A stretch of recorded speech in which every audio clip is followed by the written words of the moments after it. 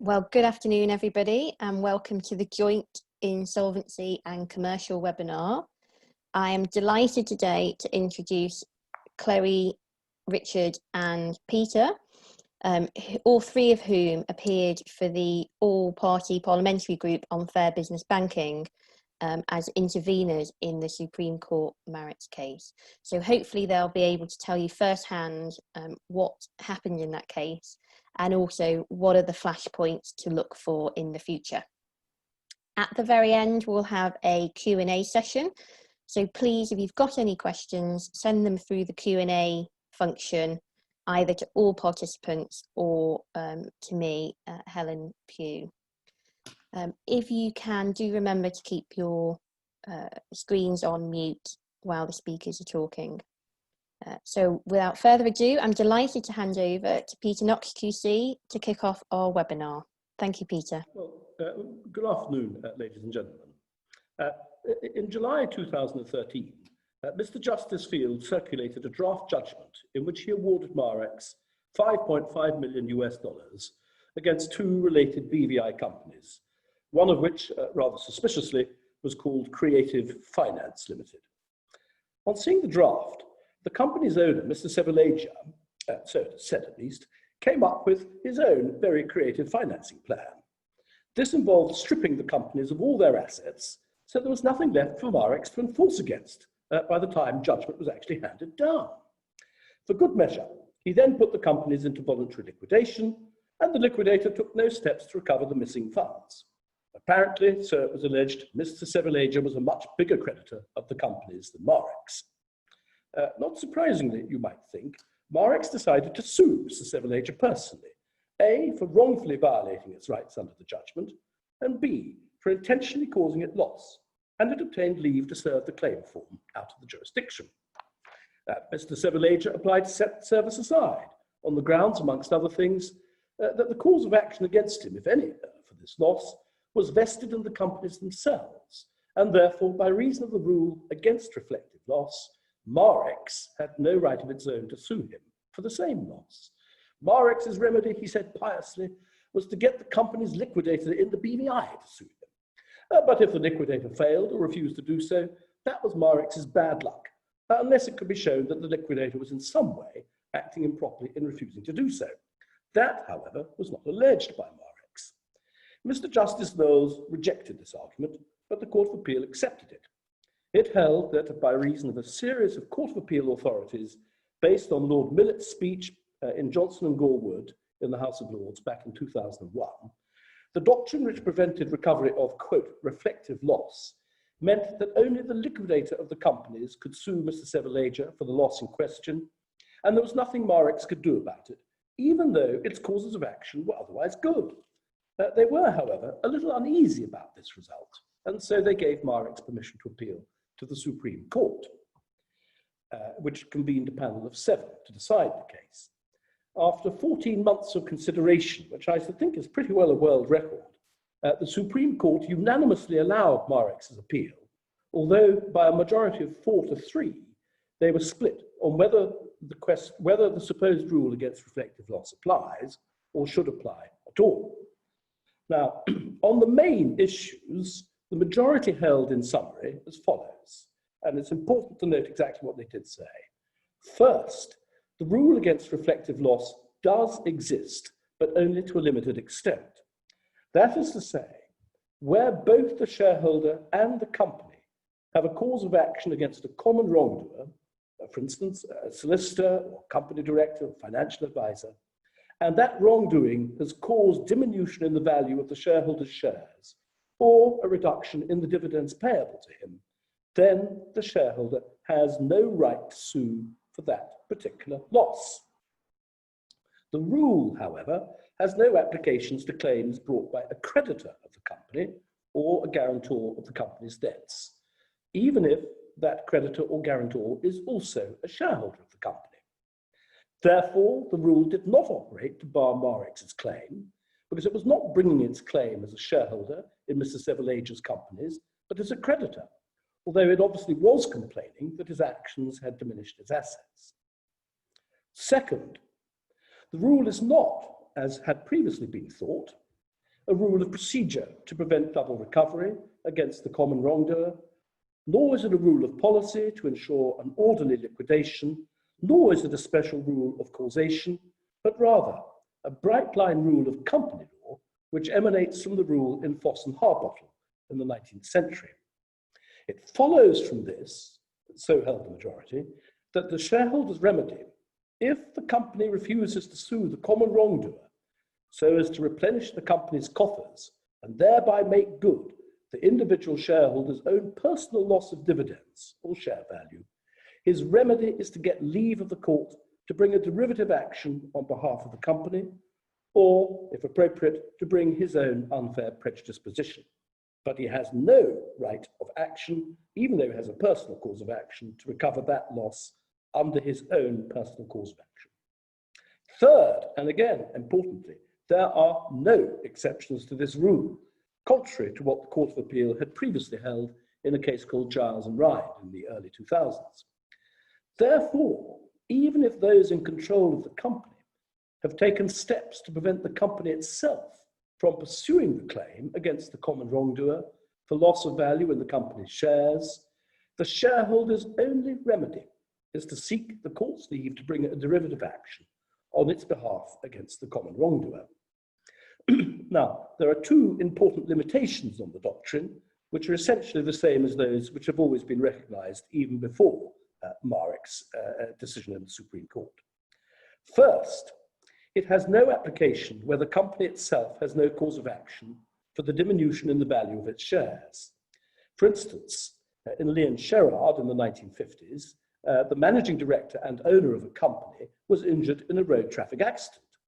Only he had a cause of action against the negligent driver, not the company, and so he could sue for the losses he sustained because he was no longer able to manage the company, with the result that its profits fell and he lost dividends as a result. Now, query, what would the position have been in that case if the claimant had been driving the car on behalf of the company at the time? We don't know.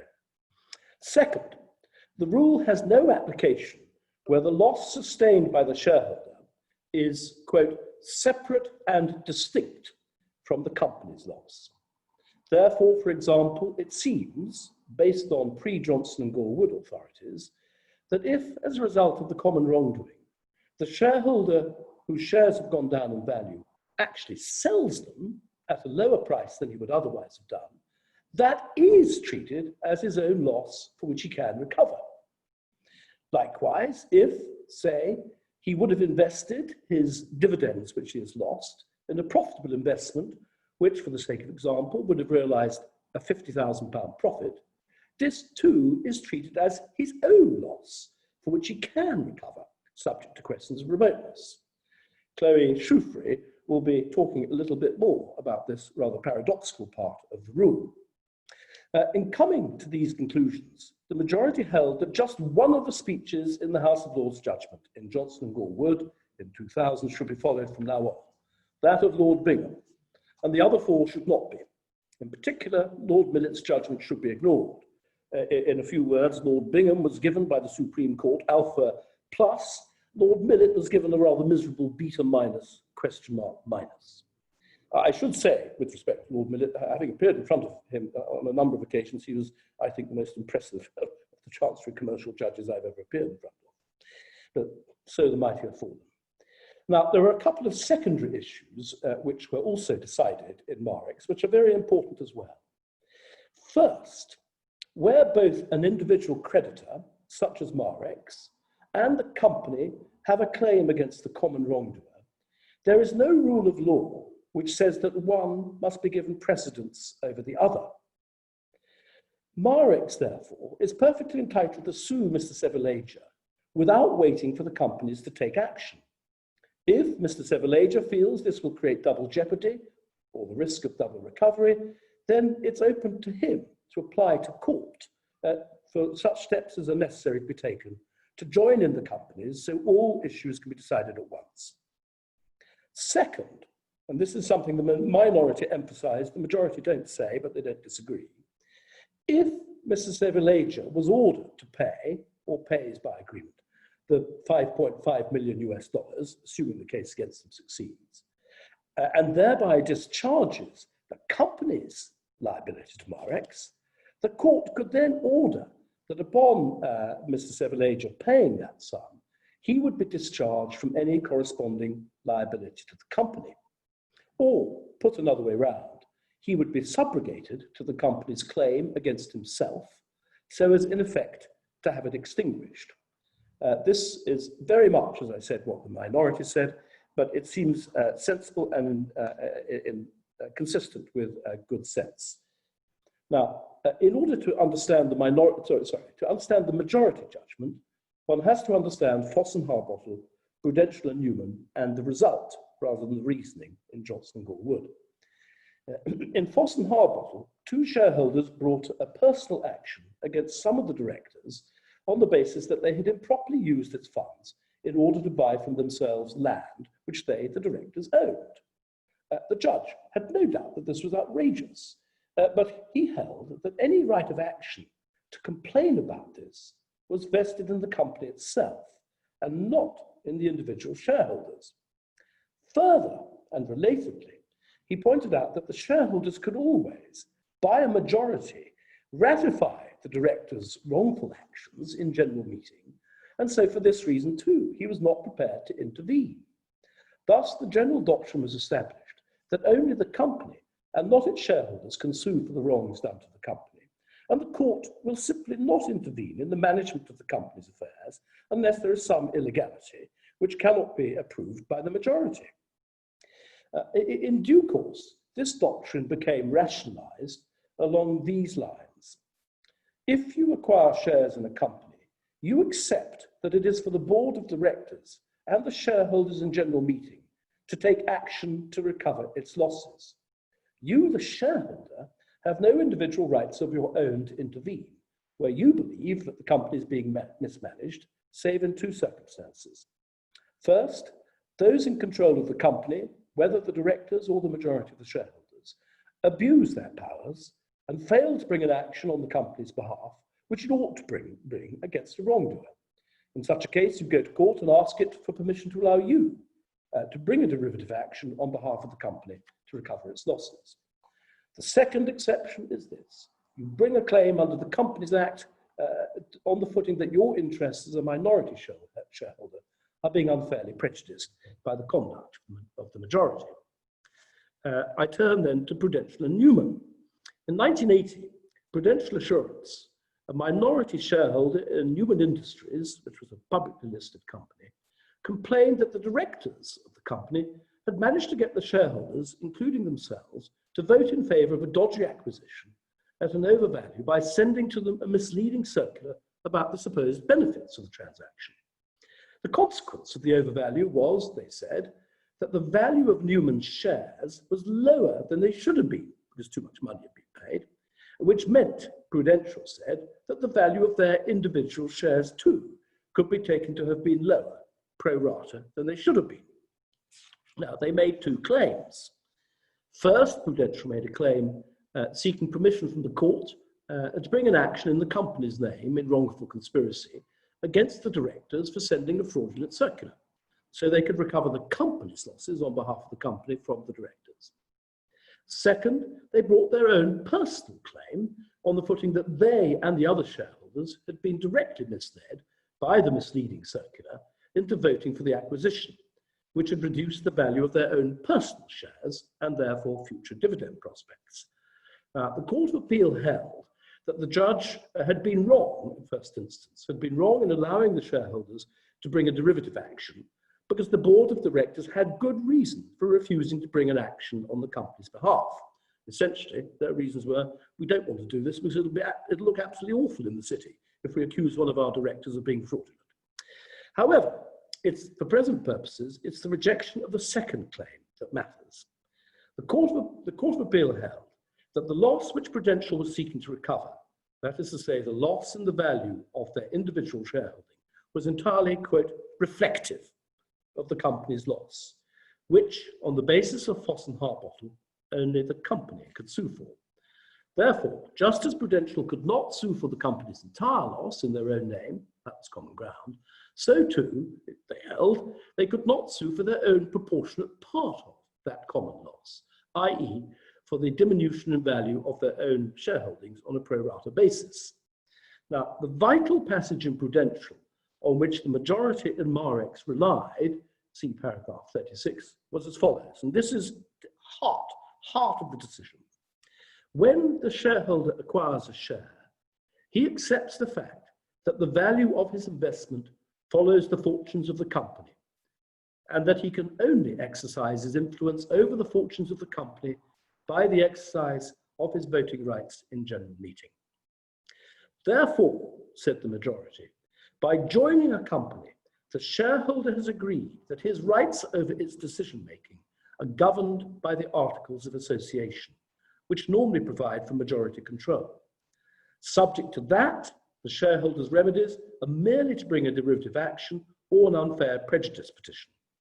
To allow him to pursue his personal claim against the common wrongdoer in parallel with the company would subvert this rule, because it could result in his preventing the company's management from dealing with the company's claim in the way in which they bona fide consider to be in the company's best interests. Suppose, the Supreme Court said, suppose the board wants to settle the company's claim, which has caused the diminution in the value of its shares against a negligent financial advisor. But the individual shareholder does not want to settle his own parallel personal claim. His insistence on his own personal claim might scupper the board's attempt to settle the company's claim, to the company's detriment. If the board is acting improperly, of course, then the shareholder can bring a derivative action on its behalf. But if not, he has implicitly accepted that he cannot pursue that claim by joining the company in the first place. The pragmatic advantage of this rule is that it establishes, and I quote again, a clear rule rather than leaving the protection of creditors and other shareholders of the company to be given by a judge in the complexities of a trial. See paragraph 38. So the Supreme Court say we must have a clear rule on this point for the protection of the shareholders as a whole. Therefore, according to the majority, and I quote now from paragraph 39, Prudential decided that a diminution in the value of shareholding or in the distributions to shareholders, which is merely the result of a loss suffered by the company in consequence of a wrong done to it by the defendant, is not, in the eye of the law, damage which is separate and distinct from the damage suffered by the company and is therefore not recoverable. This, therefore, is the rule which should from now on apply in all cases as a bright line rule of law, that's Lord Hodge's expression in his supporting speech, without any exceptions. As Lord Hodge also pointed out in his speech, a shareholder can hardly complain about this restriction on his exercise of personal rights, because by joining the company, he takes on the benefits of limited liability and a whole host of other benefits under the Articles. The majority went on to point out that none of these considerations, based on Foss and Harbottle, applies to a claim by creditors such as Marex. Marex had not subscribed to Creative Finance's Articles of Association, nor did it have any right to bring a derivative action. There was no basis, therefore, for extending the rule against reflective loss to such a claim, based as it was, the rule being based simply on Foss and Harbottle. In particular, the Supreme Court held there is no basis for extending the rule, even when a creditor is also a shareholder, but is suing in his capacity solely as a creditor, for instance, to recover a loan he's made to the company. Lord Millett's speech in Johnson Gore Wood, therefore, which had suggested that it should be so extended as a matter of policy to ensure the orderly conduct of claims, in particular in a liquidation, was wrong. And all those cases which had followed it over the past 20 years were also wrongly decided. Despite this, the majority held that the result in Johnson and Gore Wood was in fact correct. In this case, a solicitor had advised both the company and its owner, and so owed duties of care to both. The company settled its claim against the solicitor, and then Mr. Johnson rather cheekily brought his own claim. There were a number of issues in the case, but one of them was whether Mr. Johnson's claim was barred by the doctrine against reflective loss.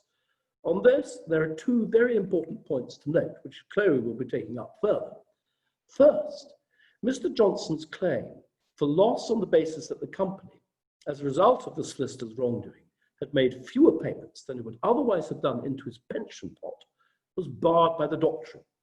This was because, as Lord Reed in Marex explained, although it's not actually explained in Johnson, these payments were evidently in the nature of dividend payments. Therefore, this loss was just reflective of the loss of value in the shareholding.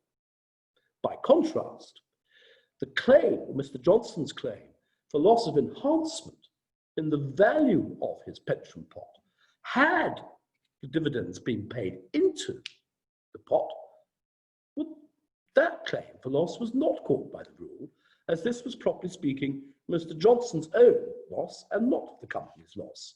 Again, over to Chloe for that one. Now, I should say a few words about the minority judgment, which is much longer than the majority and, frankly, is compelling, principally given by Lord Sales.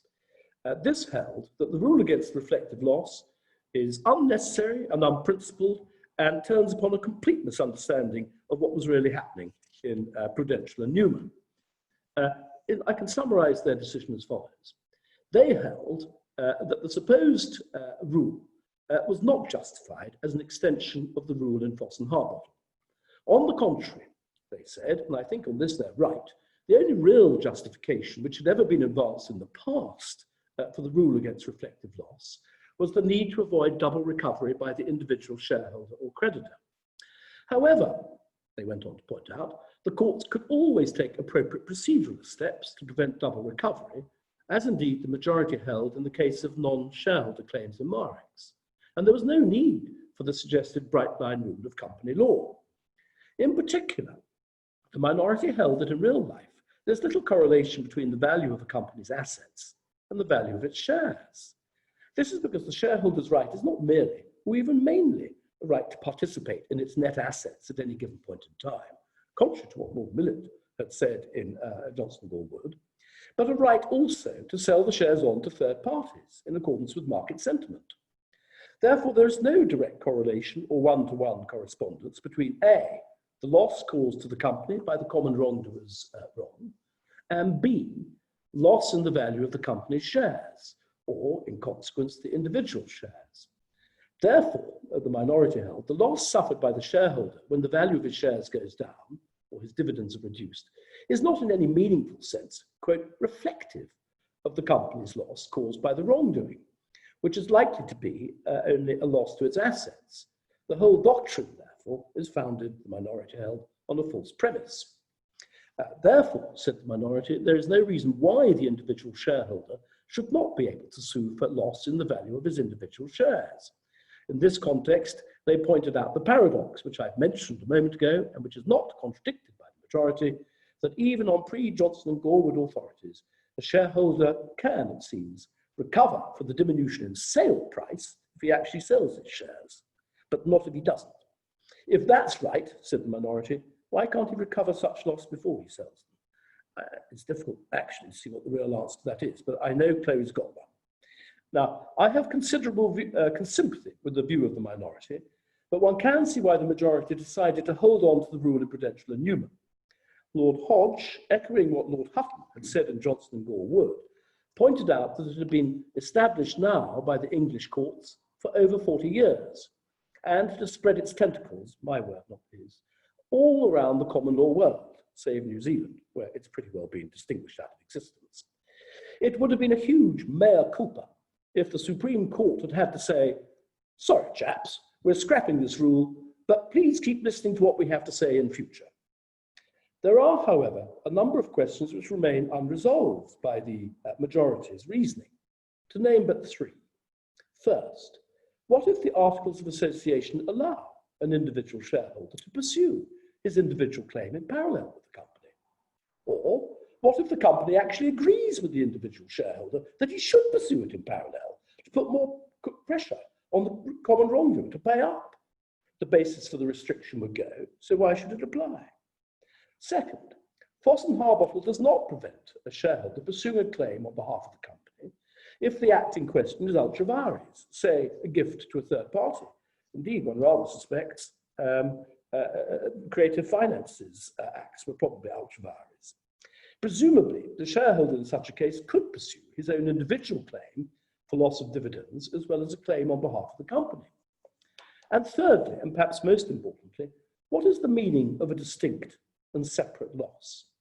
What if, for instance, the result of the common wrongdoer's wrong is that the individual shareholder loses control of the company to an insolvency practitioner, who then settles the company's claim at a low value?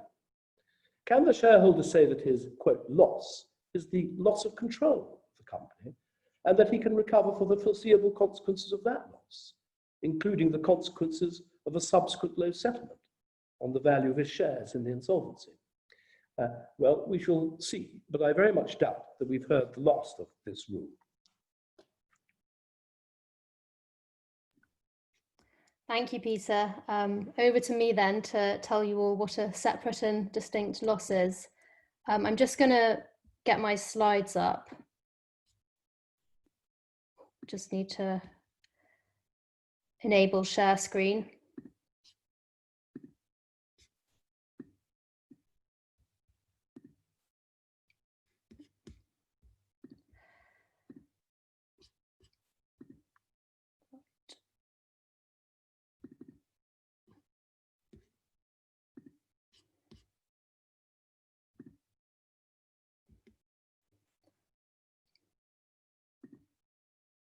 Right, there we go. You should all be able to see some 3 Hare Court slides with the title slide currently up. I'm sure someone will shout if you can't. As Peter suggested, I'm going to spend about 15 minutes addressing the question of what is a separate and distinct loss, i.e. what kind of claims may shareholders bring in respect of which they can say that this is a personal loss and is not reflective of the loss suffered by the company. And this is likely to be, as Peter said, one of the key battlegrounds going forwards on the subject of reflective loss, because as the case of Johnson and Gore Wood amply demonstrates, it's not always a straightforward matter identifying and distinguishing between those losses on the one hand, which are reflective of the company's loss, i.e. a loss suffered by the shareholder, which would be made good if the company recovered for its losses against the wrongdoer. And on the other hand, those losses which are non-reflective, separate and distinct losses suffered by the shareholder. I'm just going to start by recapping, just in a couple of bullet points, the decision in Marex. So firstly, in relation to creditors, the rule against reflective loss has no application at all. So it doesn't bar any claim where you're suing in your capacity as creditor, even if you also happen to be a shareholder. And in respect of shareholders, Lord Reid, who gave the majority judgment, held that Prudential and Lord Bingham's speech in Johnson were good law, meaning that shareholders cannot claim for the diminution in value of their shares or of any distributions they receive or would have received as shareholders. And that is a bright line rule of company law, whereby the shareholder is simply not regarded as having suffered any loss that's separate and distinct from that suffered by the company. But any other claims by shareholders are allowed. It's paragraph 89 that's the key summation of the majority judgment. And indeed, Lord Bingham had held in Johnson and Gore Wood that shareholders may recover for any losses which are separate and distinct from that suffered by the company. And that has been confirmed by Lord Reid and Marex as being good law. So then arises the question, when is a shareholder's loss separate and distinct from that suffered by the company? And what I propose to do is to discuss this by reference to 3 different scenarios, all of which I think Peter touched upon just now. Scenarios in which a shareholder may find themselves in as a result of wrongdoing by the common wrongdoer, and where it might be said that they have suffered a separate and distinct loss from that of the company. So scenario 1, now obviously a shareholder cannot claim, he cannot simply claim that the value of his shares has been diminished as a result of the wrongdoing by the common wrongdoer. But what if a shareholder has sold his shares before bringing a claim, necessarily at a lower price because of the wrong done to the company? In that scenario, can the shareholder say that the sale has crystallized a non-reflective, separate and distinct loss?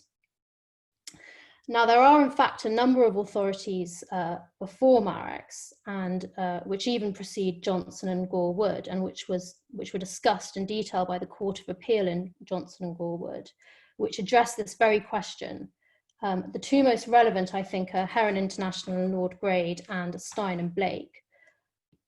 But it should be noted that the relevant comments or parts of the judgments in both of these cases are obiter.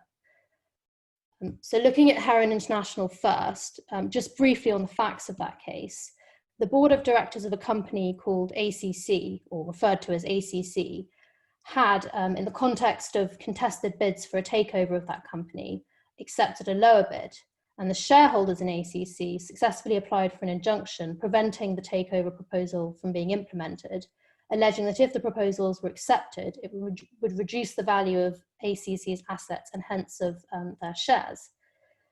The Court of Appeal, in an obiter discussion, held, as I've cited, the allegedly reckless decision of the directors, if implemented, would cause losses going in two directions. First, ACC will suffer a loss to the extent that its shares were depreciated in value. That's a loss exclusively to the coffers of ACC.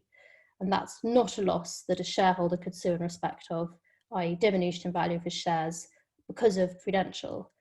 The other direction in which loss could be suffered is loss to the pockets of the shareholders because they are deprived of the opportunity of realising their shares to greater advantage. That is a loss suffered exclusively to the pockets of the shareholders. And they went on to say that it's only the first type of injury to which the rule in Voss and Harbottle is directed, and the rule doesn't come into play where the claimants seek to sue for the second type of injury. And they say that that's plain from their explanation and prudential assurance. And it should be noted, this is a judgment by Lords Justice Templeman and Brightman, who were the very same members of the court in Prudential. But as I say, it's an obiter comment because what Templeman and Brightman were saying here is that they would have been prepared to distinguish Prudential and allow the shareholders to sue for damages in a situation where the wrongdoing had caused a diminution in the value of the company's assets, resulting in a reduction in the value of its shares as sold by the shareholders in the market, albeit on the facts this hadn't occurred and wouldn't occur.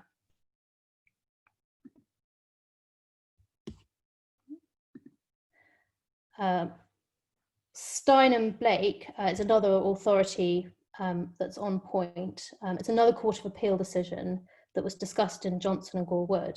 And in that case, a shareholder who held a 50% shareholding in the company brought a claim against the other 50% shareholder of the company, claiming that he, the defendant shareholder, had transferred the company's assets to another company at an undervalue. And the claimant shareholder claimed for the diminution in value of his shareholding, and that was struck out as being straightforwardly barred by the rule against reflective loss.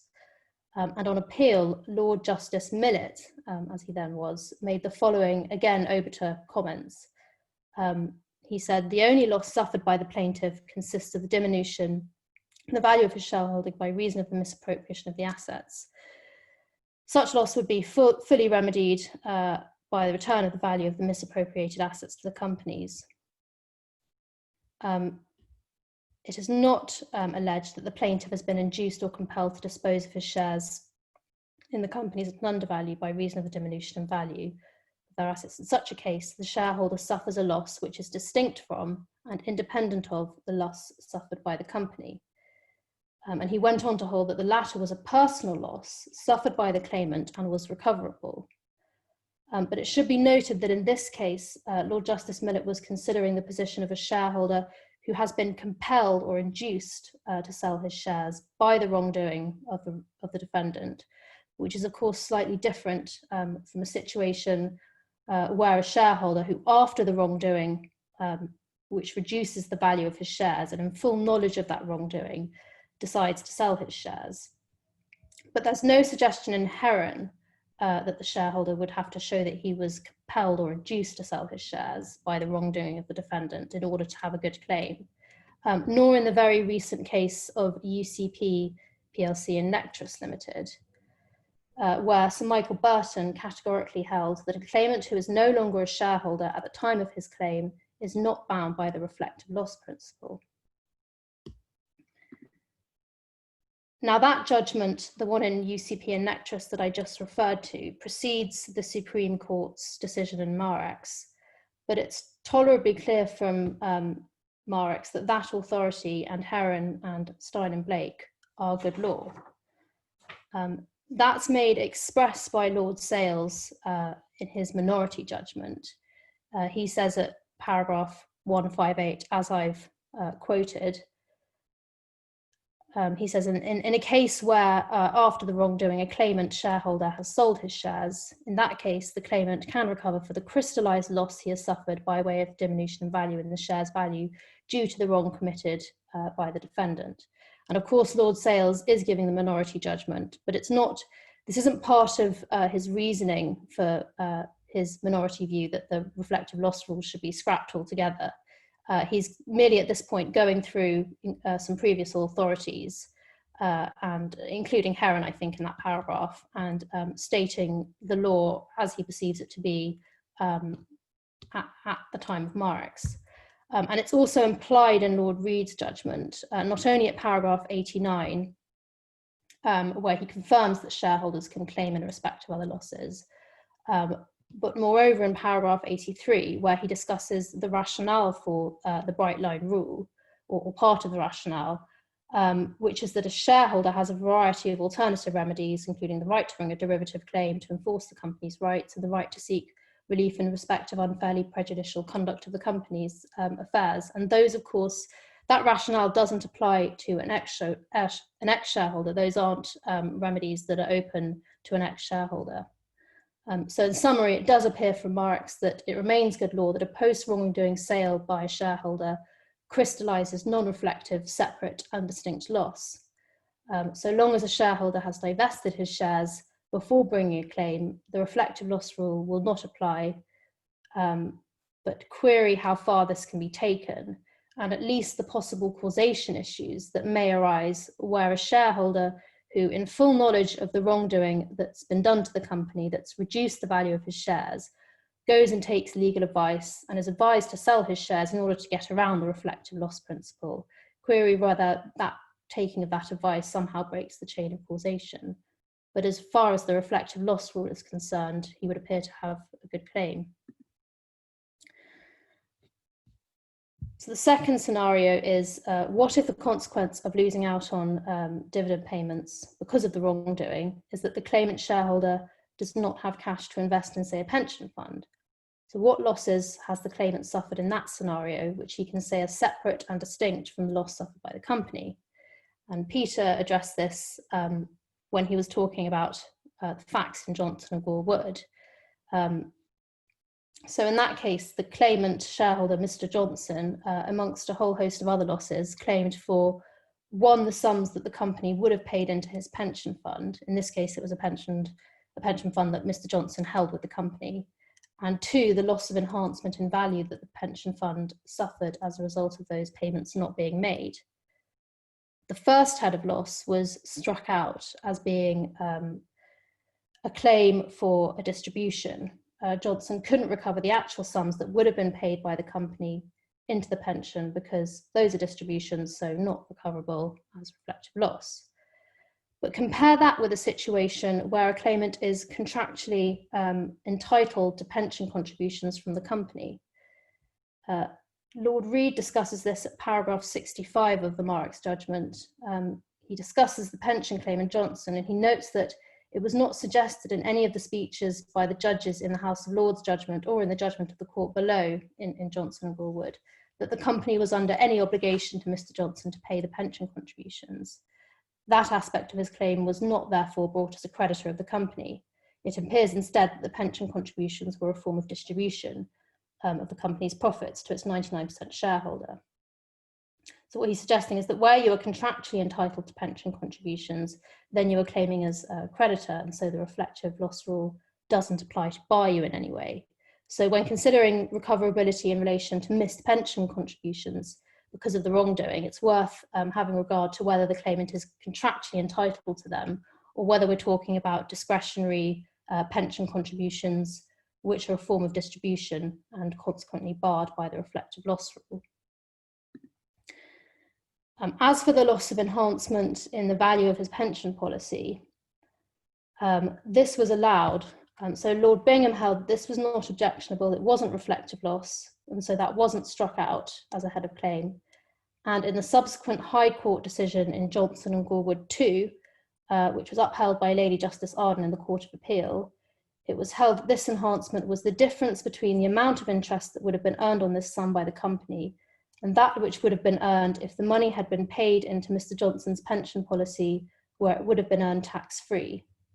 Mr. Johnson was only entitled to the differential in the rate of interest, since the company would have been entitled to claim interest on the principal sum as against the wrongdoer in its own action against the wrongdoer. So the way in which you go about working out what the lost enhancement value is not at all straightforward, and you may, depending on particular circumstances, have to give credit for the interest that the company would have earned on the principal sums.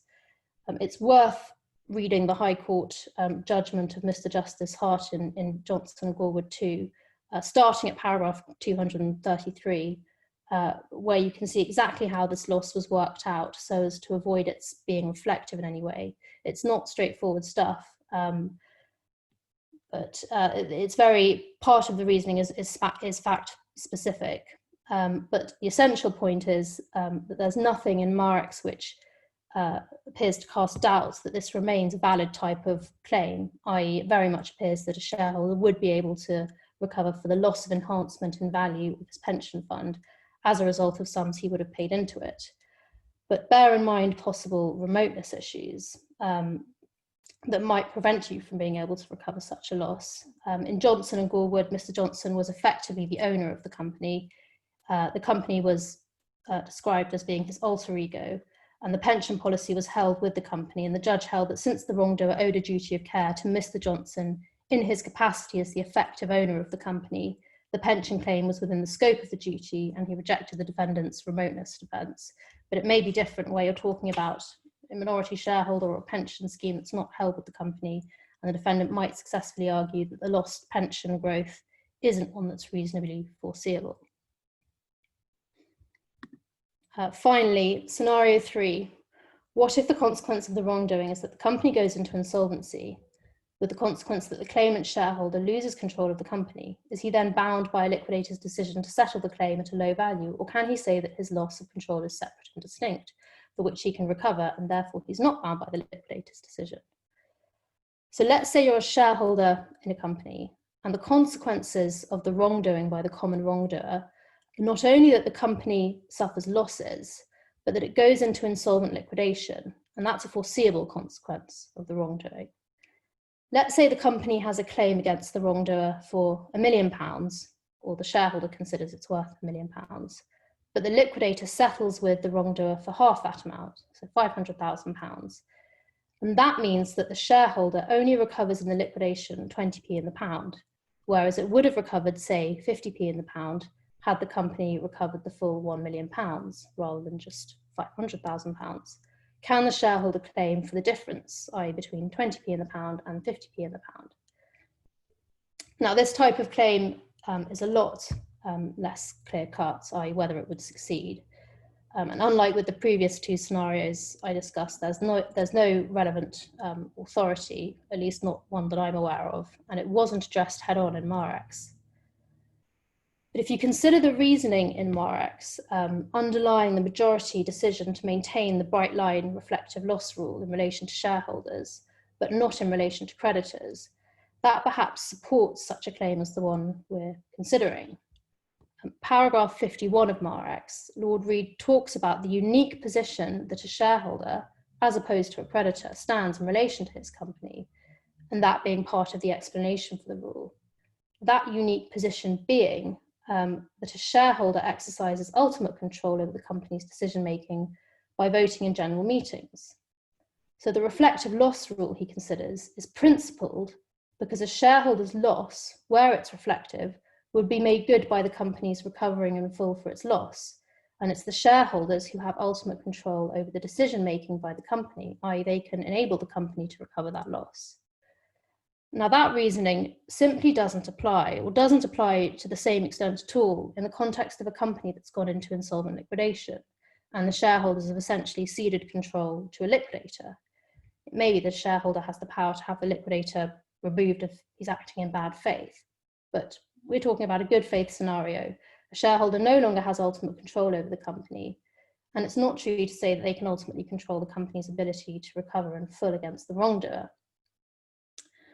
On the other hand, there are also possibly hints in Marex which tend the other way. So at paragraph 85, Lord Reed expressly compares and contrasts the position of shareholders and creditors in the context of insolvency, i.e. where a loss has caused the company to become insolvent. He says that in an insolvency, the shareholders will recover only a pro rata share of the company's surplus assets, if any. The value of their shares will reflect the value of that interest. And he goes on to compare the position of creditors. So he does have the insolvency context in mind when formulating his bright line reflective loss rule, but it's fair to say that he doesn't address at all this point about the shareholders losing control over the company and what that means, or what it ought to mean in terms of the reflective loss rule. So as I say, it's not clear cut which way this type of claim would go, but I think there are powerful arguments here that all those reasons which make the bright line rule principled simply don't apply where the shareholder has lost control of the company to a liquidator. And this is precisely the type of claim that you can see perhaps being brought in the not too distant future, where the courts will again be forced to grapple with the injustices caused by the reflective loss rule, even in its now stripped back form. And it simply remains to be seen whether and at what point these types of borderline cases result in a leapfrog appeal to the Supreme Court, and whether that will result in the minority view in Marex ultimately prevailing and the rule against reflective loss being scrapped altogether. So with that in mind, I'm going to hand over to Richard Samuel, who's going to be talking about jurisdiction issues. Thank you, Chloe. Really just from me, a few closing thoughts on any practical lessons that can be learned from this, and then the kind of difficulties that we're going to face we may face through conflicts of laws issues. The starting point, I think, as you heard from Peter, is that what we now know from Marex and Lord Reed in particular, is that the rule on reflective loss is a rule of company law. It's not a general principle, as it's been described, a principle of reflective loss. It's not part of the law of damages or of causation. It's a specific aspect of company law, and in particular, it's an emanation of the well-known rule in Foss and Harbottle of the proper plaintiff principle. So it seems to follow from that that it is a matter of substantive law rather than procedure, and indeed substantive company law, substantive English company law, or at least in an international context, the issue would be governed by the place of incorporation of the company. So for example, if you've got a company incorporated in the Cayman Islands, and you're arguing in front of the Cayman court, it would be a matter of legal argument as to whether the bright line rule applied. If you're in an English court, you would presumably, or maybe wanting some expert evidence from Cayman lawyers on whether in Cayman law, company law, I should say, took the view that that takes in relation to the bright line rule. And as Lord Reed says in paragraph 78, he runs through some of the principal jurisdictions which have followed the English position of a bright line rule: Australia, Cayman, Hong Kong, Ireland, Jersey, Singapore. They've all followed the bright line rule in Prudential. So if you're dealing with a case in one of those jurisdictions, or with a company in one of those jurisdictions, your line of inquiry would start there, and it would stop there if the significance of the rule on reflective loss was that it simply preserved the company's claim. That's the area in which the issue was raised. It would provide your answer, the law of the place of incorporation of the company. But in fact, the significance of the rule on reflective loss is not in relation to the company's claim, but the shareholders' claims. And it's a defense to a third-party shareholders' claims where it has its significance. And those claims are not matters of company law. They're claims which arise in contract or tort, either as a result of advice that the shareholder has had, or possibly a shareholders' agreement that he enters into. And those are private law rights, which found the lex causae, whichever system of law offers that.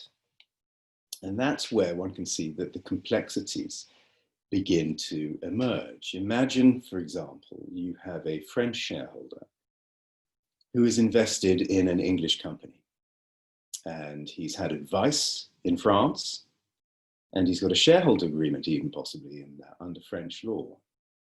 So you have a dispute in which the English law of incorporation applies, therefore the rule on reflective loss, but you have a French lex causae, claim in private law being brought by the shareholder under French law. Well, Marex says that English company law doesn't recognize the loss that the shareholder claims in this situation under French law. Or does that provide a good defense under a claim brought in French law or not? How do we decide that? Well, as always with these things, you can perhaps start with the question of who's deciding it and where. And if you're in the French court, that defense may receive short shrift, more of a two-word answer than extended and illuminated reasoning, helping us understand how the law of reflective loss applies. If it's an argument which is pursued before the English courts, then it appears to me that the English courts then face a choice, an express choice. They have to make up their mind on something which wasn't expressly decided, or although it was impliedly decided in Marex. It's either going to hear expert evidence from French lawyers on substantive private law in France, and whether the French law would consider itself disabled from pursuing a claim which was for reflective loss on an English analysis. Or the alternative is that it can consider the matter from the position of the lex fori's in English rules of procedure to govern whether this particular claim should be brought before the English courts.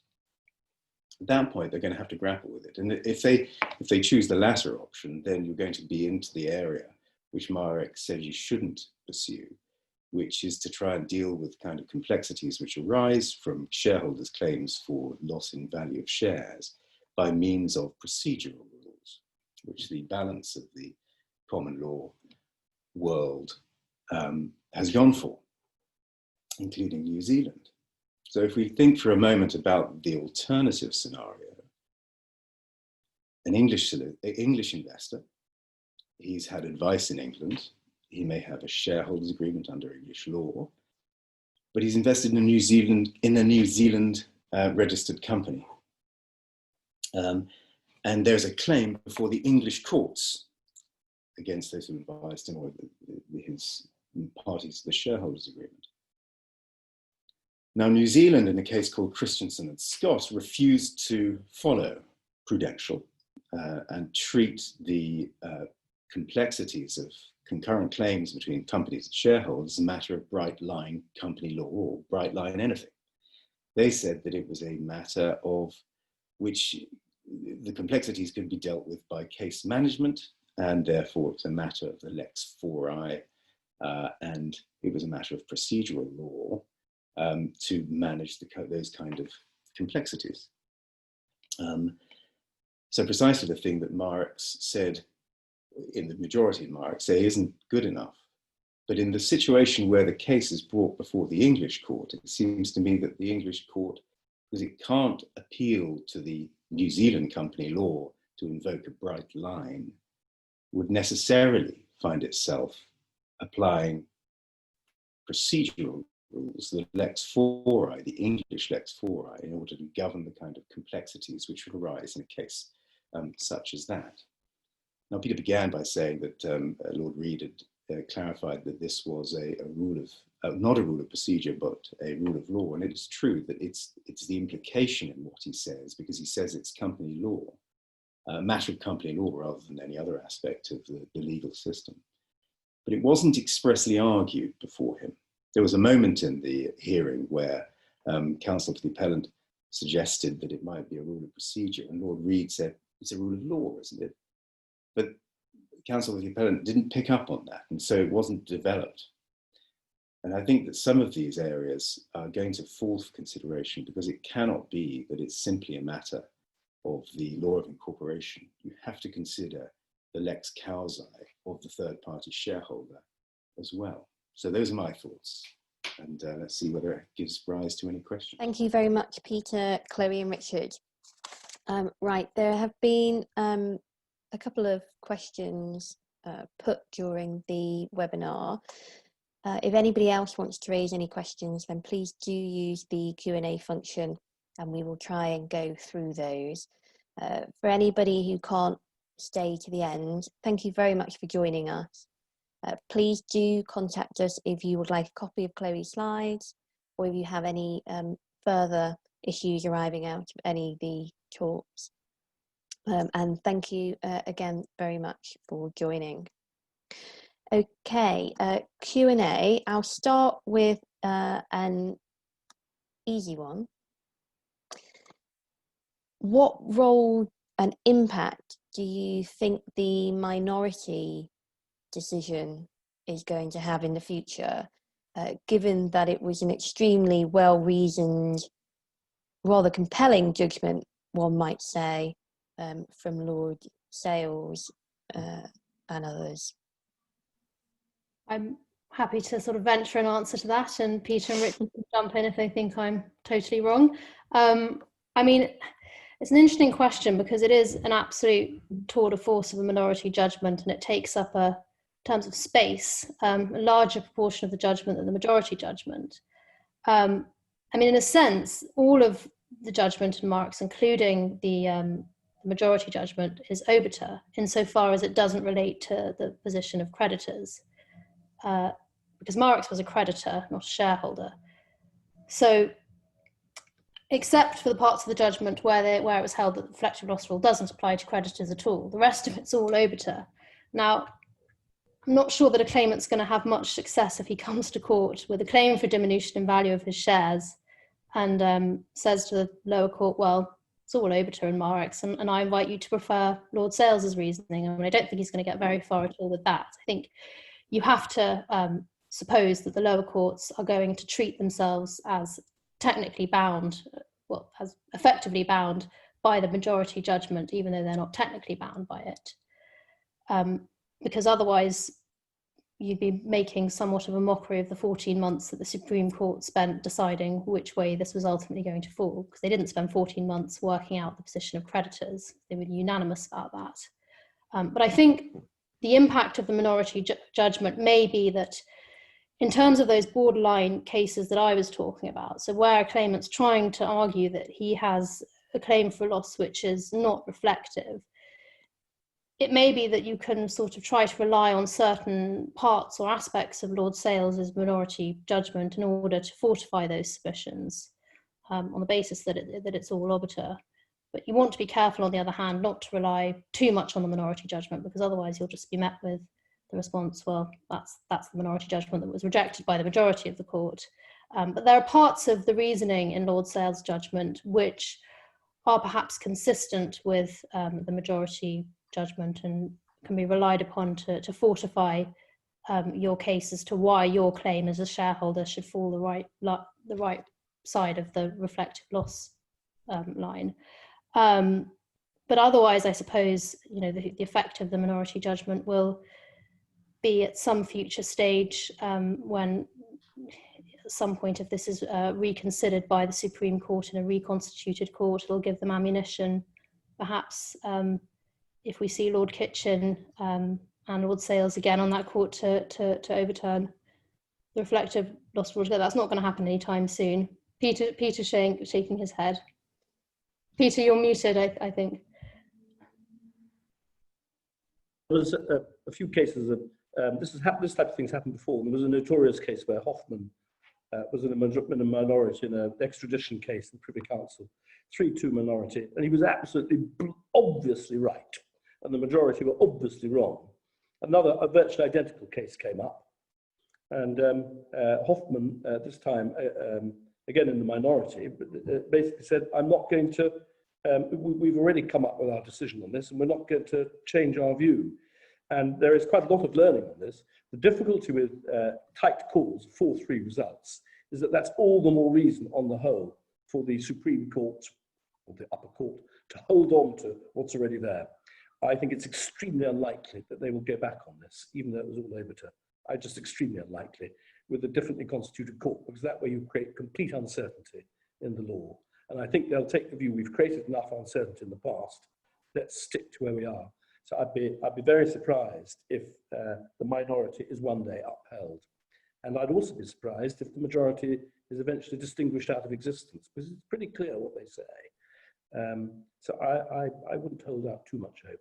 The one bit of the minority which is important is the bit where they say, in dealing with non-shareholder claims, that you don't have to bother with giving precedence to the company's claims, and likewise how they deal with the issues of subrogation and so forth, which I mentioned before, which the minority do deal with, but that part of the minority judgment is going to be very important when it comes to distinguishing between, or deciding how to give priority to claims as between the company and the individual shareholder, and how then to protect the common wrongdoer against being sued twice.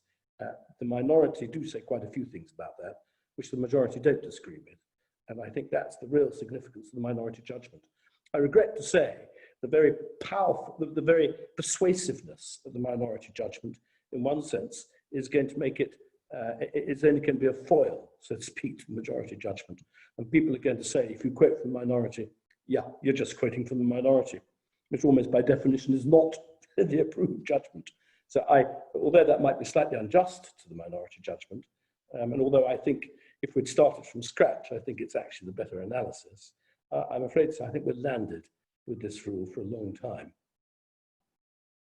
And just following up on your comment there, Peter, about the precedence issue, we'll have a lot of insolvency specialists on our webinar today.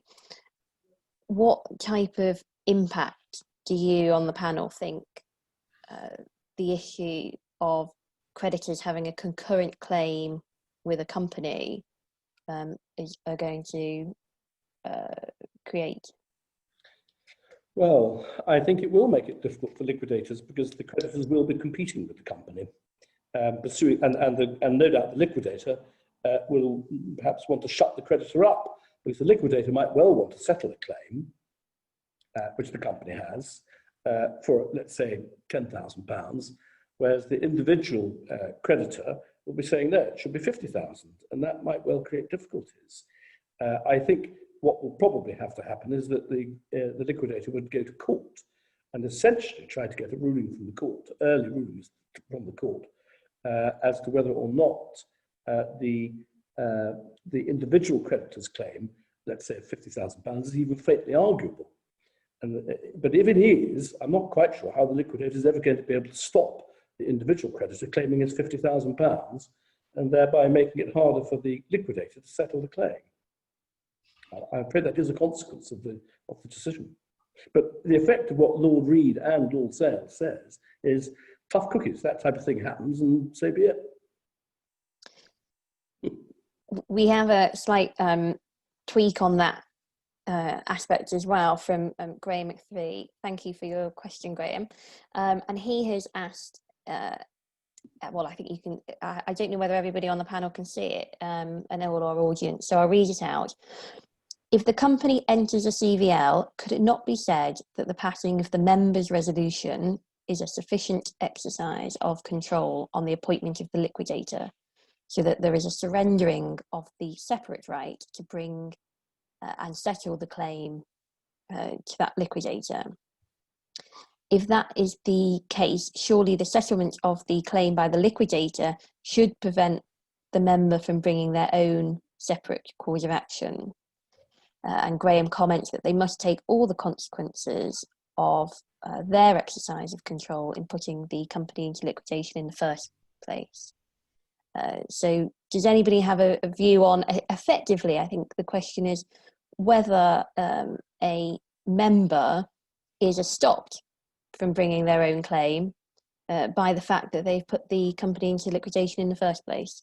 Well, I don't think you'd say stop. I think if it's entirely voluntary and not the result of, let's say, any wrongdoing, then I rather agree with the question. A voluntary decision has been made by the, let's say, the director or the controller of the company to put it into liquidation and to pass over the reins of control from himself, let's say, to the insolvency practitioner.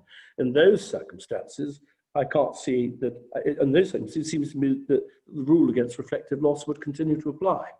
And the only way out would be for the individual shareholder to say that in some way he was forced into putting the company into a CBL by virtue of the wrongdoing by the common wrongdoer. He would say, well, the only reason we even contemplated this was the dreadful advice we received. I had no choice but to put the company into voluntary liquidation.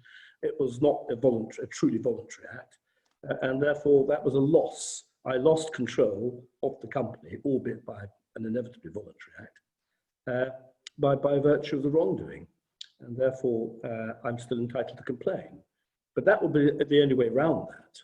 But I agree with the general thrust of the question, subject to that caveat. Thank you. Perhaps a question for Richard then on the conflict of laws point. The Marex case obviously involved BVI companies. Are you aware whether there was any discussion in the lower courts about whether the BVI law, if I can call it that, whether the applicable law of the BVI recognised reflective loss in the same terms as English law? Gosh, off the top of my head, what the lower courts said about it escapes me. I don't know whether, Peter, do you have a recollection of what was said in the lower courts about that? As far as I'm aware, the point wasn't taken that there was a difference between BVI law and English company law. I don't think it was, because if it had been taken, then one would have expected to see it argued. Yeah. But I don't think it was taken in the Court of Appeal, and I haven't read the first instance decision. But it's a nice point. The final question then on my list is there's going to have been a number of cases which have either been settled or been determined by way of judgment, which have been determined or settled on the basis of the pre-Marex, post-Johnson Gorwood rule or idea of reflective loss. What would you say to those now unhappy litigants who will think they've got the raw end of the deal with a wrong decision? Wrong decision with an appalling law. Well, I'm afraid I think this has occurred in the courts before, and the general view taken by the courts is tough luck. If there is a change, so to speak, in the interpretation of the law, it really does need extremely special circumstances for the courts then to reopen all previous decisions made under the previous law. That's even in criminal cases, let alone civil cases. So I would have thought, save possibly where you're just, let's say, a few weeks out of time or something like that for an appeal, I'd have thought there's nothing you can do. Because the courts, there won't be any mechanism for the courts to stop what no doubt be hundreds of claims going back to court, going back 5-10 years and so, on the basis of a bad law. So I think the answer is there's nothing that can be done. But I don't want to say definitely nothing, but I think it'd be an uphill struggle. It might be said your human rights have been you've had your human rights infringed. It might be said you haven't. You've had a cause of action taken away from you wrongly by the courts. But even so, I don't see it. It's miserable. I actually think the real story of this case is more to do with Sidney Templeman and Lord Millett than anything else. There was a huge move by Chancery judges in the late 80s, early 90s to put restrictions on what the common lawyers were doing by increasing liability all over the place. And you see that with in Templeman's judgment in Prudential and in another case about insurance liabilities. You see, and also I think another case to do with vicarious liability, but I've forgotten its name. You see it in Hoffman's judgment, Lord Hoffman's judgment in what's the name of the case? Not Swing Castle, the famous case in the 1990s about Sevellaja's negligence, where he limits the damages to certain amounts of damage. And you see it in Lord Millet's judgment. They were desperate to confine all these remedies that people were coming up with and to keep the law coherent as they saw it from attack by the common lawyers. And that's the real story behind this. And I'm afraid I think both Templeman and Millet went far too far in the introduction of this rule. And it just doesn't make sense when you look at it in the long run. But there we are. They were the most impressive judges too. That's why everyone followed Millet in particular, although he was only 1 out of 5 in Johnson and Gorwood. But everyone followed Millet. I remember doing it myself. It was all taken. He's the giant, he's the god. If he says it, J.S. Barker said it. Right, he's right, even though no one agrees with him. And that's what happened. And it just shows how dangerous it is when you have very influential judges making law pretty well on their own. And at a high level too. And a cynic would actually write quite a good story about that, and also about Lord Templeman, because I think they both took it too far. And Lord Sales's speech is absolutely devastating in real life.